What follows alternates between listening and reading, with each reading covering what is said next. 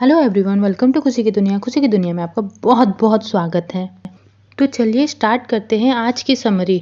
जिंदगी के उसी ढर्रे पे चलते चलते अगर आप परेशान हो गए, आप अगर बदलाव की तलाश में सच्ची खुशी ढूंढ रहे हैं, पूरी तरीके से आज़ाद होकर जीना चाहते हैं और आप असली पहचान पाना चाहते हैं, तो फिर आज की ऑडियो बुक समरी आपके लिए है। तो चलिए स्टार्ट करते हैं आज की समरी। तो आज की ऑडियो बुक समरी है द 4 एग्रीमेंट, जिसे लिखा है डॉन मैगलरिच ने, जो कि मैक्सिकन ऑथर है। उन्हें यूथ और मोमेंट के प्रभावशाली मेंबर्स के रूप में माना जाता है। ये मोमेंट हमारे रियलिटी के क्रिएशन में हमारी माइंड के पावर के बारे में बताते हैं। द 4 एग्रीमेंट रूइस की सबसे पॉपुलर बुक है। अब तक इसकी 8 मिलियन कॉपी बिक चुकी है और इसे 45 से ज़्यादा भाषाओं में ट्रांसलेट किया गया है।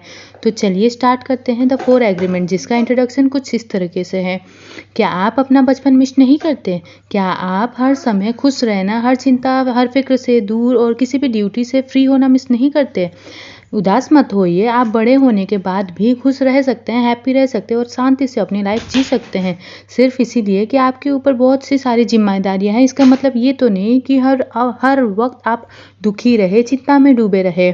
आपको अपना गोल अचीव करने के लिए हेल्प करेगी इन पन्नों में कुछ ऐसे राज है जो हमको हमारे जीवन जीने की आर्ट यानी कि कला सिखाएंगे, और एहसास भी नहीं कुछ लोगों को कि हम ऐसा जीवन जी रहे जो हमारा अपना है ही नहीं। इस बुक को पढ़ने के बाद हमको पता चलेगा कि हमने अभी जो सपने दिखे हैं वो असल में हमारे है ही नहीं, वो तो सोसाइटी के सपने हैं। और हम सीखेंगे कि सोसाइटी के रूल्स से खुद को कैसे आज़ाद करें, जिसने हमारी लाइफ को कंट्रोल कर रखा है। सबसे पहले हम सीखेंगे कि सोसाइटी में अच्छे काम करने के लिए अपने शब्दों यानी कि वर्ड्स का कैसे इस्तेमाल करना चाहिए। एक कहावत है, pen is mightier than sword, यानी कि लिखे हुए या बोले हुए से ज़्यादा धार होती है पेन की। हमारे शब्दों में बहुत पावर होती है। हम सीखेंगे कि उनकी पावर को खुद के लिए और आसपास के लोगों में पॉजिटिव एनर्जी को बढ़ावा देने के लिए कैसे यूज किया जाए। हमको समझ में आने लगेगा कि कई बार लोग यूं ही कुछ कह देते हैं, लेकिन उनका मकसद हमको ठेस पहुंचाने का नहीं होता। इसीलिए हमको चीज़ों को पकड़ कर रखने के बजाय उनको भुला करके आगे बढ़ने की सोच को डेवलप करना पड़ेगा। हर बात को पर्सनली लेना सही सोच नहीं है। कई बार हमारे दुख का कारण हमारी खुद की सोच हो जाती है, क्योंकि हम मान लेते हैं कि उसने मुझे जानबूझकर के नीचे दिखाया और हर्ट किया, लेकिन असल में ऐसा नहीं होता। हम अक्सर उम्मीद कर लेते हैं कि लोग एक पर्टिकुलर तरीके से ही हमारे साथ बिहेव करें, और जब ऐसा नहीं होता तो हम दुखी और निराश हो जाते हैं। हमें इस हैबिट को बदलने की ज़रूरत है। यह बुक हमें सिखाएगी कि कैसे चीज़ों को अज्यूम करना बंद करना होगा और एक ड्रामा फ्री लाइफ जीनी होगी। यह बुक हमको अपना बेस्ट बनने में भी मदद करेगी। हम सीखेंगे कि अपना बेस्ट देना कोई मुश्किल काम नहीं है, इसके लिए बस प्रैक्टिस की ज़रूरत है। हाँ, हमारा रिजल्ट हमेशा परफेक्ट नहीं होता, लेकिन समय के साथ हमारा परफॉर्मेंस कितना कमाल का होगा कि हमको खुद पे गर्व होने लगेगा। हम टोल टेक मेंटालिटी प्रिंसिपल के बारे में जानेंगे। यहाँ हमको बेहतर अवेयरनेस, बेहतर ट्रांसफॉर्मेशन और बेहतर इंटेंशन की तरफ गाइड करेगा। यह बुक हमको बदलाव के बारे में सोचने के लिए मजबूर करेगा। इस बात का प्रूफ है कि बस कुछ ही स्टेप्स फॉलो करके हम अपनी पसंद का जीवन क्रिएट कर सकते हैं। यह स्टेप्स हमको कुछ मुश्किल लग सकता है, लेकिन हमारी पर्सनल फ्रीडम और नए सपने की दिशा में ले जाने के लिए सिर्फ यही एक रास्ता है। तो चलिए बुक के पहले चैप्टर की ओर चलते हैं, domestication and the dream of the planet. क्या आपने कभी सोचा है कि हमारे सपने कहाँ से आते हैं? क्या वहाँ हमारी अपनी इच्छा है या फिर वो किसी और की इच्छा है? हम ऐसी दुनिया में जन्म लेते हैं, बड़े होते हैं, जहाँ पहले से ही कई रूल्स बने हुए होते हैं। हम जिस माहौल में रहते हैं, जो देखते हैं, जो सुनते हैं, उन सब का हमारी सोच और बिलीफ सिस्टम पर गहरा असर होता है। हमको ऐसा लग सकता है कि यह हमारी अपनी सोच है, लेकिन जब हम गहराई से देखेंगे तब हमको समझ आएगा कि इन सब पर सोसाइटी के रूल्स का कितना असर होता है। आइए सैम की कहानी से सुनते हैं। सैम के जन्म से पहले उनके माता पिता की लाइफस्टाइल, उनके सोचने का तरीका अलग था, और सैम के जन्म के बाद उन्होंने उसके लिए सब कुछ तैयार किया। यहाँ तक कि सैम किस तरह का सोचेगा ये भी उन्होंने ही डिसाइड किया। अब सैम के पैदा होने के बाद उसके थॉट्स और सोचने के तरीके में उसके परिवार, पड़ोसी, स्कूल, सोसाइटी सबका असर होता। इसीलिए अपनी एक अलग सोच होने के बजाय वो भी उनकी ही तरह सोचने लगता है। यहाँ तक कि अगर सैम किसी चीज़ पे सवाल उठाएगा तब भी सोसाइटी उसे चुप करा देगी। ये सोसाइटी लंबे समय से है और किसी ने भी नई सोच को अपनाने के लिए या तो इसमें दिलचस्पी नहीं होती या फिर उसे अपनाना ही नहीं चाहते। अक्सर एक अकेली आवाज़ सोसाइटी के सामने दब के रह जाती है। अब जरा सैम के माइंड के बारे में सोचे। वो मानो एक बुक की तरह है जिसने हजारों रूल्स और लॉज लिखे हुए हैं। उसके हर डिसीजन को इन रूल्स के हिसाब से ही आंका जाता है। यहाँ तक कि उसके सही या गलत होने को भी इन रूल्स के बेसिस पर ही जज किया जाता है। लेकिन ये बुक आखिर बनी कैसे है? इसे इस तरीके से सोचिए कि सैम जब छोटा था तो जब भी वो कोई अच्छा काम करता था उसकी माँ उसे इनाम देती थी, और जब भी कोई उससे गलती हो जाती तो उसे सजा मिलती थी। बस यहीं से इन सभी चीज़ों की शुरुआत हुई थी। लेकिन अब ये सवाल उठता है कि हाँ, अच्छा या बुरा आखिर किसके हिसाब से है? सैम की माँ ने तो हर चीज़ को उसी तरीके से जज किया, उसी नज़रिए से समझा जैसे उसकी माँ ने उनको सिखाया था। और यह लिस्ट ऐसी एक जनरेशन से दूसरी जनरेशन तक चलती रहती है। इसीलिए एक्चुअल या रियल चेंज तो हुआ ही नहीं, हमने बस रूल्स का एक सेट बना लिया जिसे सब कुएं के मेंढक की तरह फॉलो करते जा रहे हैं। ना हमारी अपनी कोई सोच है और ना ही हम अपने पसंद के सपने देख सकते हैं, क्योंकि सोसाइटी जो हम पर पहरा लगाए बैठी है, चाहे हमें पसंद हो या ना हो, चाहे हम सोसाइटी की बातों से सहमत हो या ना हो, हमें तो सोसाइटी का हिस्सा बने रहने के लिए उसके रूल्स को मानना ही पड़ता है ना? तो इसका हल क्या है? खुलकर जिंदगी जीने का बस एक ही रास्ता है कि सोसाइटी के जिन लॉज को, जिन नियमों को हमारे दिल और दिमाग में बैठाया गया है, उनसे बाहर निकल करके अपने माइंड को आज़ाद किया जाए। हमें अपने सोचने का तरीका बदलना होगा। जब हमारी सोच बदलेगी तब हमारी पर्सनैलिटी भी बदलेगी। अपने पसंद का जीवन जीने के लिए, अपनी पसंद के सपने देखने के लिए शायद अब हमें खुद से बात करने की ज़रूरत है। तो आइए अब आगे बढ़ते हैं और चलते हैं नेक्स्ट चैप्टर की ओर। The first agreement, be impeccable with your words, यानी कि आप सच में खुश रहना चाहते हैं तो आपको खुद बदलाव करने की पहल करनी होगी। डॉन बिगलरिच यानी इस बुक के ऑथर इसे खुद के साथ में एग्रीमेंट करना कहते हैं। तो चलिए पहले एग्रीमेंट के बारे में जानते हैं, जो है सोच समझ करके शब्दों का इस्तेमाल करना। क्या आपको बचपन का कोई किस्सा याद है जब आपने अपने मम्मी को कोई जोक सुनाया और हंसने की जगह उन्होंने कहा हो कि चुप हो जाओ, तुम बिल्कुल भी फनी नहीं हो और मुझे हंसी नहीं आई? उस दिन से आप किसी को भी जोक सुनाने में अनकंफर्टेबल महसूस करते होंगे, क्योंकि आपने अपने मन में यह बात बैठा ली कि आप बोरिंग इंसान हैं जो बिल्कुल फनी नहीं है। हमारे वर्ड्स बहुत पावरफुल होते हैं। जब भी हम खुद को या किसी और को जज करते हैं तो एक वो पावरफुल डिसीजन होता है। जब आप किसी से कहते हैं कि तुम स्ट्यूपिड हो, तो कहीं ना कहीं वो इस बात को मानने लगते हैं कि वो स्ट्यूपिड है। वो पूरी जिंदगी तब तक खुद को स्ट्यूपिड मानता रहेगा जब तक कोई और उसे कुछ ना कह दे कि तुम स्मार्ट हो, या फिर जब तक उसकी खुद की सोच ना बदल जाए। आपको अंदाजा भी नहीं कि आपके वर्ड्स का किसी के मन और कॉन्फिडेंस पर क्या असर होता है। इसीलिए बहुत सोच समझ करके अपने वर्ड्स को यूज़ करने चाहिए कि ऐसी चीज़ ना कहे जो आपको या दूसरों को हर्ट करे, और जो वर्ड्स को यूज़ करके अपने अंदर और दूसरों में भी पॉजिटिव एनर्जी क्रिएट करनी चाहिए। चलिए इसे एक एग्जांपल से समझते हैं। इमेजिन करिए कि एक माँ है जो थक हार करके घर पहुंची है। पूरे दिन के काम ने उन्हें थका दिया और वो सिर्फ थोड़ा सा रेस्ट करना चाहती थी। उनकी एक छोटी सी बेटी थी जो उस दिन बहुत हैप्पी थी। घर आने के बाद वो औरत अपने सोफे पर थोड़ा आराम करना चाहती थी, लेकिन उनकी बेटी नट करते उसे सोफे पर उछलने कूदने का मन हो रहा था। अपनी माँ को देख करके वो मस्त होकर के गाना गाने लगे और सोफे पर जंप करने लगे। वो बहुत खुश और एक्साइटेड थी। अब बच्चे तो ऐसे ही होते हैं, नटखट और चंचल। वो अपनी धुन में जोर जोर से गाए जा रही थी। उसकी माँ बड़ी शांति से सब देख रही थी। उन्होंने बच्चे पे कोई ध्यान नहीं दिया और अपने काम में लग गई। और फिर जब ध्यान नहीं देने पे, अपने काम में लगने पे, कभी बेडरूम में जाती, कभी ड्राइंग रूम में चल जाती, और हर जगह बच्ची उनके पूंछ बन करके उनके पीछे पीछे जा रही थी। लेकिन एक पॉइंट आने पर उनका पेशेंस खत्म हो गया और वहाँ जोर से बच्ची को डांट दिया। उन्होंने कहा कि तुम्हारी आवाज़ मेरे कानों पे चुभ रही है और वो इतनी सुरीली भी नहीं, इसलिए चुप हो जाओ। हालांकि बच्ची की आवाज़ प्यारी थी, मगर उसने गाना बंद कर दिया और बस उसी समय ये मान लिया कि उसकी आवाज़ इतनी बुरी है कि और वो उसे कभी नहीं गाना चाहिए। साल बीतते गए, बच्ची बड़ी होने लगी, लेकिन कोशिश करती कि जितना कम हो सके उतना कम बोले, क्योंकि उसे विश्वास हो गया था कि उसकी आवाज़ बहुत बुरी है और कोई उसे ना ही सुने तो अच्छा है। इस वजह से वो बड़ी होकर के काफ़ी शर्मीली बन गई और लोगों के सामने जाने में अनकंफर्टेबल महसूस करने लगी। उसकी माँ को तो एहसास ही नहीं हुआ कि जानबूझ के ही ना सही, बट उसके शब्दों ने उनकी बेटी को इन्फीरियरिटी कॉम्प्लेक्स से भर दिया है। और इसी तरीके से वो तो बस उसे थक गई थी, गुस्से में थी और उन्हें नहीं पता था कि वो क्या कर रही है। लेकिन वो बच्ची छोटी थी और उनका मन कोमल था, जिसने उसके मन को गहरा असर छोड़ दिया। बच्चे स्पॉन्ज की तरह होते हैं, अपने आसपास के चीज़ों को, बातों को बड़ी जल्दी एब्जॉर्ब कर लेते हैं। इसीलिए हमें सोच समझ करके उनके साथ पेश आना चाहिए। उन्हें लगता है कि हम कुछ भी कह सकते हैं और इनसे कोई फ़र्क नहीं पड़ेगा, लेकिन हमारे शब्दों में जादू के जैसे ताकत होती है। ये या तो लोगों को चोट पहुंचा सकती है या फिर उनके निराश मन में जान भी डाल सकती है। तो आइए सभी नेगेटिव कमेंट और गॉसिप को ख़त्म करके एक दूसरे को मोटिवेट करने की सोच को बढ़ावा देते हैं। हमारी सिर्फ एक तारीफ किसी निराश इंसान के मन में उम्मीद जगा सकती है। इसीलिए ये जिम्मेदारी हमको लेनी होगी कि हम किन शब्दों को यूज़ करते हैं।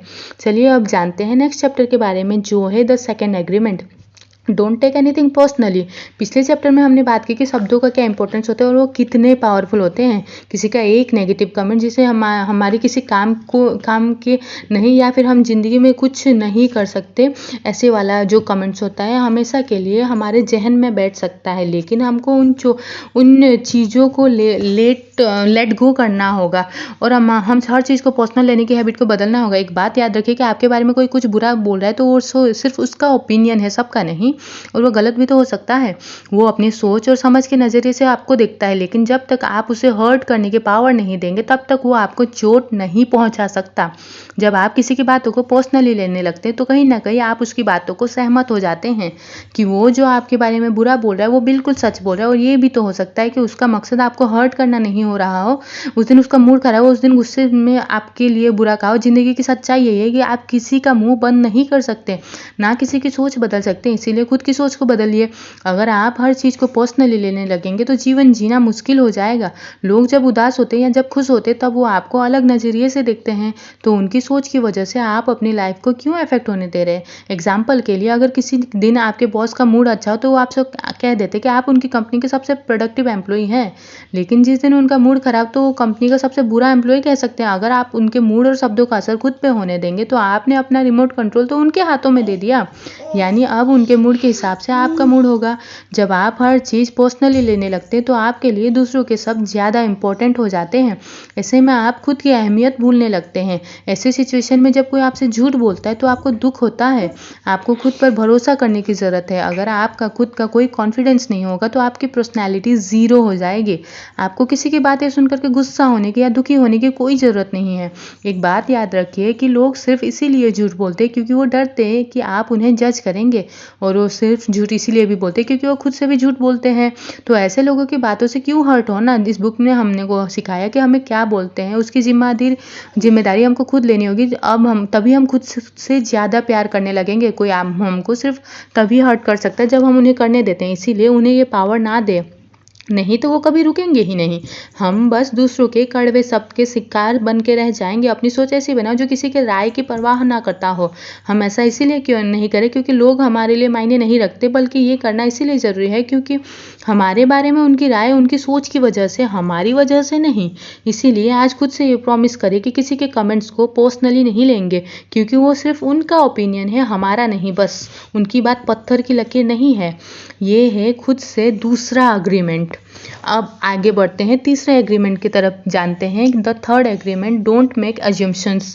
एक और कारण है जिससे हम अनजाने में खुद को चोट पहुंचाते रहते हैं, और ये है कि बिना पूरी बात जाने हम बस अपने मन में कुछ सोच करके उसे सच मान लेते हैं, यानी अज्यूम कर लेते हैं। अक्सर हम लोगों को देख करके बस अनुमान लगा लेते हैं कि वो कैसे हैं, उनकी लाइफ में क्या चल रहा है, और उन्हें जज कर लेते हैं और ये उम्मीद करते हैं कि वो बिल्कुल वैसी तरह बिहेव करे जैसे मेंटल इमेज हमने अपने मन में उनके लिए बनाई है। लेकिन जब वो अलग तरह से बर्ताव करते तो हमें दुख होता है। इसे ही कहते हैं चीज़ों को पर्सनल लेना। हम खुद अपने दुख का कारण बन जाते हैं, या हम कह सकते हैं कि बचपन से ही हमारी सोच ऐसी बना दी गई है।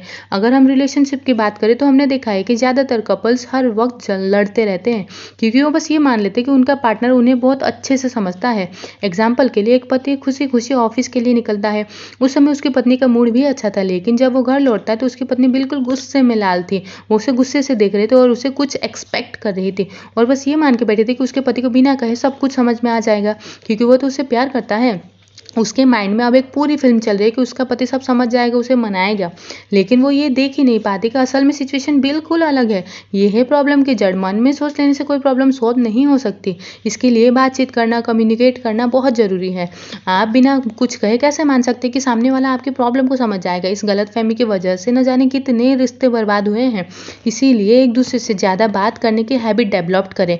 किसी से कहना कि तुम्हें समझ जाना चाहिए था, ये बंद कर दे, क्योंकि ये रियलिस्टिक या प्रैक्टिकल नहीं है। आप जितना ज़्यादा बात करेंगे आप उतने अच्छे से लोगों को समझ पाएंगे, उनके सोचने के तरीके को समझने की कोशिश करें। इससे भी ज़्यादा इंपॉर्टेंट बात यह है कि दूसरों को भी आपको समझने का मौका दे। बस ये मान लेना कि वो सब जानते हैं गलत है। उन्हें खुल करके क्लियरली बताएं कि आप क्या चाहते हैं और क्या नहीं चाहते। अपना ओपिनियन उनसे शेयर करें। जैसे आपको सब कुछ पर्सनली लेना बंद करना होगा, ठीक उसी तरह बस ये इमेजिन कर लेना कि सामने वाले को तो सब पता है। इस आदत को भी बदलना होगा। पॉजिटिव सोच बनाए रखें, पॉजिटिव वर्ड्स को यूज करें और खुद से वादा करें कि आप यूं ही चीज़ों को अज्यूम करने की आदत को छोड़ देंगे। ज़िंदगी बहुत सी छोटी है, कब हाथों से निकल जाएगी हमें पता भी नहीं चलेगा। इसीलिए इसके हर पल को खुल करके एंजॉय करो, और ये सिर्फ तभी मुमकिन होगा जब आपकी सोच आज़ाद होगी। ये है अग्रीमेंट नंबर 3। अब आगे बढ़ते हैं the 4th agreement, always do your best. तो पिछले चैप्टर्स में हमने अपने साथ 3 एग्रीमेंट्स करने की इंपॉर्टेंस के बारे में चर्चा की। पहला, अपने शब्दों को बहुत सोच समझ करके इस्तेमाल करें। दूसरा, किसी के भी कमेंट को पर्सनली लेना बंद कर दें। तीसरा, अपनी इमेजिनेशन से चीज़ों को मान लेने की आदत को बदलने की कोशिश करें। लेकिन ये सब सिर्फ तब काम करेगा जब आप सच में एक्शन लेंगे। मगर सिर्फ एक्शन लेना ही काफ़ी नहीं है, हमको जो भी करना है उसमें अपना बेस्ट देने की ज़रूरत है। तो ये है खुद से चौथा एग्रीमेंट, यानी हमेशा अपना बेस्ट देना। हो सकता है कि आपका बेस्ट हमेशा आपकी सबसे अच्छी परफॉर्मेंस ना हो, क्योंकि हर समय आपकी एनर्जी की लेवल भी अलग अलग होता है। हमारी एनर्जी टाइम हमारे मूड और हेल्थ पर डिपेंड करता है। इसीलिए अगर आपका बेस्ट भी आपका बेस्ट नहीं है तो चिंता मत करिए, समय के साथ हम हमेशा अपना बेस्ट करना, परफॉर्म करना सीख जाएंगे। चलिए हम ये कहानी से समझते हैं। एक बार की बात है, काई नाम का एक आदमी था। वो अपने जीवन के दुखों से थक गया था। काई अब खुश रहना चाहता था, इसीलिए उसने बुद्ध के मंदिर जाने का फैसला किया। वहाँ उसकी मुलाकात एक मास्टर से हुई। काई ने उनसे मदद मांगी और काई ने मास्टर से कहा कि जिंदगी मुश्किल है और वो अपने सभी दुखों को दूर करके खुश रहना चाहता है। तो उसने मास्टर से पूछा कि खुश होने के लिए मुझे कितनी देर मेडिटेशन करनी होगी? क्या मेरे दर्द को ठीक करने के लिए हर रोज 4 घंटे का मेडिटेशन काफ़ी है? मास्टर ने कहा, अगर तुम हर रोज 4 घंटे मेडिटेशन करोगे तो तुम्हारे घाव को भरने में और एक सुखी जीवन जीने में 10 साल लग जाएंगे। काई उनका जवाब सुनकर के निराश हो गया। 10 साल का समय तो बहुत लंबा था और वो तुरंत बदलाव चाहता था। उसने मास्टर से दोबारा पूछा कि क्या 8 घंटे मेडिटेशन करना ज़्यादा अच्छा होगा? मास्टर ने कहा कि अगर तुम 8 घंटे मेडिटेशन करोगे तो तुम्हें ठीक होने में 20 साल लगेंगे। ये जवाब सुनकर के काई को बहुत आश्चर्य हुआ। वो सोचने लगा कि ज़्यादातर मेडिटेशन करने से ज़्यादा समय क्यों लगेगा। उसने मास्टर से पूछा, लेकिन ऐसा क्यों? मास्टर ने बड़ी शांति और धीरज से जवाब दिया। उन्होंने समझाया कि काई को हील होने में ज़्यादा समय इसीलिए लगेगा क्योंकि वो हर वक्त मेडिटेशन करने में ही लीन रहेगा। वो जीवन जीना और लाइफ को एंजॉय करना तो भूल ही जाएगा। इसीलिए मेडिटेशन करने के बावजूद वो दुखी ही रहेगा। मास्टर की बातों ने काई को ऐसी सीख दी जिसे वो कभी नहीं भूला। उन्होंने कहा कि इससे कोई फ़र्क नहीं पड़ता कि तुम दिन में कितनी टाइम मेडिटेशन करते हो, कितने घंटे मेडिटेशन करते हो। जब तक तुम अपना बेस्ट दोगे तब तक तुम खुश रहोगे, फिर चाहे वो दिन में 1 घंटे मेडिटेशन करना ही क्यों ना हो। हमेशा इस बात को याद रखें कि चाहे कुछ भी हो जाए, कभी जीने की आस को ख़त्म ना होने दे। हमेशा अपनी ज़िंदगी को खुल करके पूरी तरीके से जिए और हर काम में अपना बेस्ट परफॉर्म करने की कोशिश करें। सिर्फ रिजल्ट पाने की इच्छा से या फिर रिवॉर्ड पाने की इच्छा से काम ना करें। ये सोच करके काम करें कि हमको काम में मज़ा आता है, काम को बोझ ना समझे बल्कि उसे एंजॉय करें। सिर्फ तब हम अपनी सच्ची खुशी महसूस कर सकते हैं। और अब आगे the Toltec path to freedom, breaking old agreement, यानी कि हमने बुक की शुरुआत में ही ये जान लिया था कि हम सब कितने रेस्ट्रिक्शंस में बंधे हुए हैं। असल में हमारी अपनी कोई सोच है ही नहीं, हमारी सोच को सोसाइटी ने कंट्रोल कर रखा है। हमें ऐसी सोच को तोड़ करके खुद को आज़ाद करने की ज़रूरत है। इसका सिर्फ एक ही रास्ता है, पुरानी आदतों को बदलना। हमें खुद को हर उस चीज़ से आज़ाद कराने की ज़रूरत है जिसने हमें पीछे पकड़ करके रखा हुआ है। हम टोल टेक के एग्जाम्पल को the Toltec path to freedom, यानी कि ब्रेकिंग ओल्ड एग्रीमेंट्स, तो हम टोल टेक के पाथ को फिर से समझ सकते हैं। टोल टेक होने का मतलब है कि सभी तरीके के सोशल रूल्स से ऊपर उठ जाना। अपने मन को किसी से बांध के नहीं रखना है। हमारे सबकॉन्शियस माइंड को कोई ऑर्डर नहीं दे रहा। हम जो भी बनना चाहते हैं, जिस सपने को पूरा करना चाहते हैं, उसे पाने के लिए हम आज़ाद हैं। इसमें हमारे सपने सही मायने में हमारे होते हैं। वे वो सपने नहीं होते जो हमारे पैदा होने के बाद हमारे पेरेंट्स या सोसाइटी हमारे लिए डिसाइड करती है। टोल टेक के रास्ते पर चलने के लिए हमको 3 प्रिंसिपल्स में से महारत हासिल करने की ज़रूरत है। पहला, हमको ज़्यादा जागरूक या अवेयर होना पड़ेगा। हमको पता होना चाहिए कि हम कौन हैं और हम असल में ज़िंदगी से क्या चाहते हैं। सिर्फ एक फॉलोअर ना बने, लाइफ का कंट्रोल हमारे हाथों में होना चाहिए। दूसरा प्रिंसिपल है कि हमको अपने बदलाव या ट्रांसफॉर्मेशन में मास्टरी हासिल करनी होगी। अगर आप खुद पर और अपनी आदतों पर फोकस नहीं करेंगे तो आप ज़िंदगी के रास्ते में खो भी सकते हैं। अगर आपने अपने हैबिट को बदलना और उसे कंट्रोल करना सीख लिया तो आपकी ज़िंदगी पूरी तरीके से बदल जाएगी। सोसाइटी को डिसाइड ना करने दें कि आपको क्या करना चाहिए, क्या नहीं। तीसरा प्रिंसिपल है कि आपको अपने इरादे पक्के और मजबूत करने होंगे। क्या आप जानते हैं कि आपके इरादे या इंटेंशन में भी एनर्जी होती है? आप जो भी चाहते हैं, जिस पर फोकस करने लगते हैं, वो आपके चारों तरफ से यूनिवर्स को सिग्नल भेजती है। अगर आपका इरादा है कि बिना किसी शर्त के प्यार करना और पॉजिटिविटी, तो आपके आसपास हर इंसान भी पॉजिटिव हो जाता है। इन 3 प्रिंसिपल्स को फॉलो करके हम पर्सनल फ्रीडम की ओर कदम बढ़ाने लगते हैं। क्या आपको याद है जब आप बच्चे थे तो आप सिर्फ खेलने और मज़े करने की परवाह करते थे? आप बिल्कुल सिंपल और दिल के साफ थे। आप सिर्फ लाइफ को एंजॉय करने में और हर किसी से प्यार से पेश आना जानते थे। जब हम छोटे थे तो ना पास्ट की चीज़ों को लेकर के खुद को जज करते थे और ना ही फ्यूचर के बारे में चिंता करते थे। हम बस एक खुशहाल जीवन जी रहे थे। बड़े होने के बाद हम ये सब क्यों भूल जाते हैं और बड़े होने के बावजूद हम ये सब क्यों नहीं कर सकते? इसीलिए हमें अपनी सोच को बदल करके अपना रास्ता बनाने की ज़रूरत है। इन 3 प्रिंसिपल्स को फॉलो करने से ये हमें ऐसे रास्ते में ले जाएगा जो खूबसूरत और खुशहाल दोनों होगा। यहाँ कोई रूल या कोई लॉ नहीं है जो हमें कैद करके जकड़ करके रखता हो। यहाँ हम सिर्फ आगे बढ़ेंगे और लाइफ के हर पल को एंजॉय करेंगे। अगर आप खुद की कदर करते हैं तो आपको कुछ ये 4 वादे करने ही होंगे। हम फ्रीडम और खुश रहना डिज़र्व करते हैं, इसीलिए इन्हें अपना करके अपने लाइफ में बदलाव की शुरुआत करें। तो दोस्तों, इसी के साथ में ये ऑडियो बुक यहीं पे समाप्त होती है। इस ऑडियो बुक समरी में हमने उन 4 एग्रीमेंट्स के बारे में सीखा जो हमें खुद के साथ करनी चाहिए। पहला, अपने शब्द को सोच समझ करके यूज़ करें। दूसरा, हर बात को पर्सनली लेना बंद करें। तीसरा, बिना पूरी बात जाने चीज़ों को अज्यूम करने की आदत को बदलें। और चौथा, हमेशा अपना बेस्ट परफॉर्म करें। ज़िंदगी सिर्फ इस बारे में है कि हम किस नज़रिए से दुनिया को देखते हैं। अगर आप पॉजिटिव नज़रिए से दुनिया को देखेंगे तो हमेशा खुश रहेंगे, लेकिन अगर आप नेगेटिव सोच से चीज़ों को देखेंगे तो हमको दुख के सिवा कुछ नहीं मिलेगा। ये बिल्कुल ऐसा है कि अगर आप ब्लू कलर के गॉगल्स लगाते हो आपको हर चीज़ ब्लू ही नज़र आएगी, और अगर आप ग्रीन कलर के गॉगल्स लगाते हो तो आपको हर चीज़ ग्रीन ही नज़र आएगी। तो क्यों ना अपने गॉगल्स पर पॉजिटिव का स्क्रीन लगाया जाए, ताकि हम हर चीज़ में पॉजिटिविटी दे करके पॉजिटिव सोच को बढ़ावा दें। हम अपने पसंद की दुनिया क्रिएट कर सकते हैं, यह इतना मुश्किल भी नहीं है। हम बीते हुए कल में जीना और आने वाले कल की चिंता करना बंद करना पड़ेगा। हमको अपने सपनों की पावर पर विश्वास करना पड़ेगा।